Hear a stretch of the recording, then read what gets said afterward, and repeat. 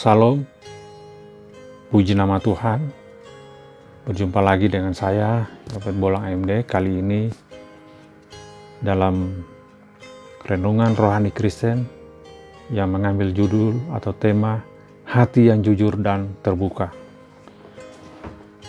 Saudaraku, nats bacaan kita ambil dalam Lukas 18 ayat 9 sampai dengan 14. Dan kita baca dulu Lukas 18 ayat 13 yang berbunyi demikian.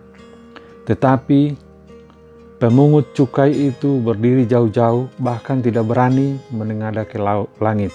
Melainkan ia memukul diri dan berkata, "Ya Allah, kasihanilah aku yang berdosa ini."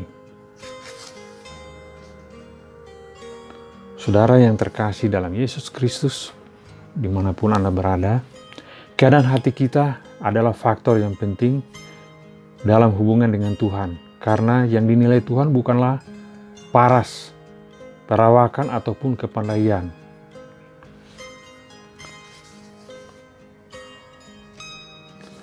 Mungkin saudara yang terkasih sudah sering melihat teknologi sekarang yang namanya Instagram atau Facebook, di mana kedua medsos ini mungkin 80% dipenuhi oleh wajah-wajah cantik, wajah-wajah ganteng yang sebenarnya mungkin tidak sesuai asli karena sudah ada rekayasa teknologi.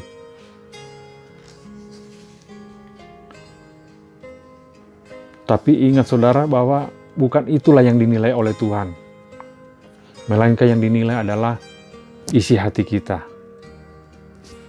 Mungkin kita sudah sering mendengar baik dari lingkungan tempat tinggal kita atau melalui pemberitaan di media massa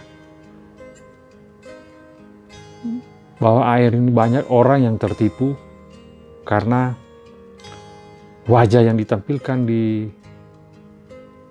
media sosial, Facebook atau Instagram, ternyata setelah ketemu ternyata mengecewakan. Nah, itulah saudaraku yang terkasih dalam Yesus Kristus, bahwa jika kita hanya menilai hanya dari luarnya saja dan bukan menilai dari hati, maka kita akan kecewa.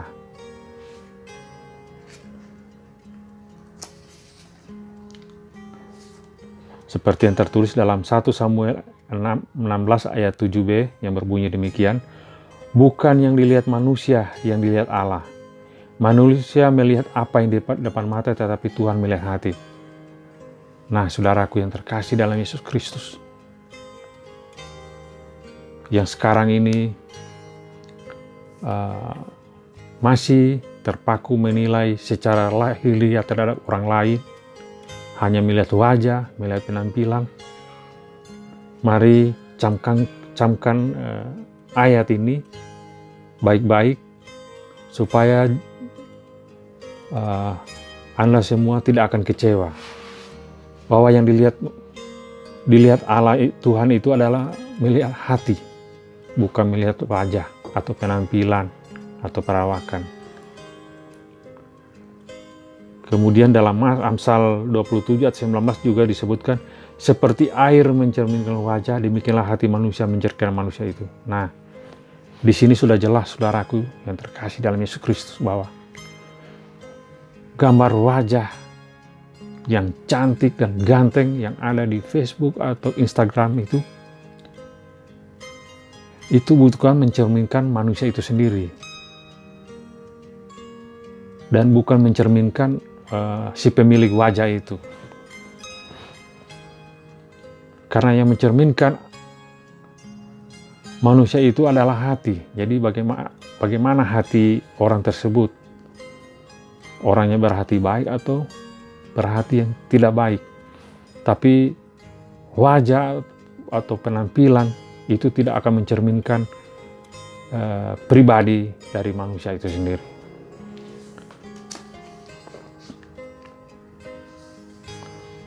Oleh karena itu, saudaraku yang terkasih dalam Yesus Kristus, untuk menggemarkan keadaan hati manusia, Tuhan Yesus memberi perumpamaan dalam Lukas 18 ayat 10 yang berbunyi demikian. Ada dua orang pergi ke bait Allah untuk berdoa, yang seorang adalah Farisi, yang lain pemungut cukai. Nah, saudara yang terkasih, orang Farisi adalah tokoh agama yang tahu banyak tentang isi Alkitab. Tapi sayang hatinya penuh dengan kesombongan, kemunafikan, merasa bersih dari dosa tanpa cacat, celah, serta seperti yang tertulis dalam Lukas 18 ayat 11-12, orang Farisi itu berdiri dan berdoa dalam hati begini. Ya Allah, aku mengucap syukur kepadamu karena aku tidak sama seperti orang lain, bukan perampok, bukan orang lalim, bukan pezina, dan bukan juga seperti pemungut cukai ini. Aku berpuasa 2 kali seminggu, aku memberi 10% dari segala penghasilanku. Saudaraku yang terkasih, otomatis orang Farisi merasa tidak lagi memerlukan belas kasihan dan anugerah Tuhan. Karena dia sudah merasa lebih hebat dari orang lain. Nah,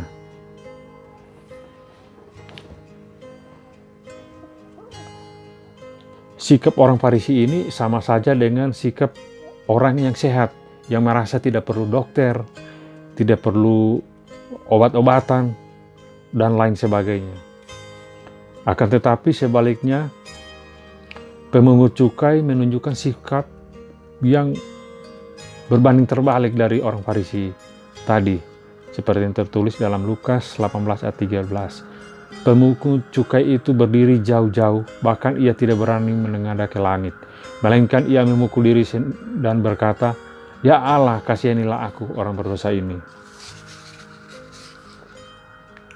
Saudaraku yang terkasih dalam Yesus Kristus, kejujuran dan keterbukaan hati si pemungut cukai telah membuka pintu rahmat Tuhan.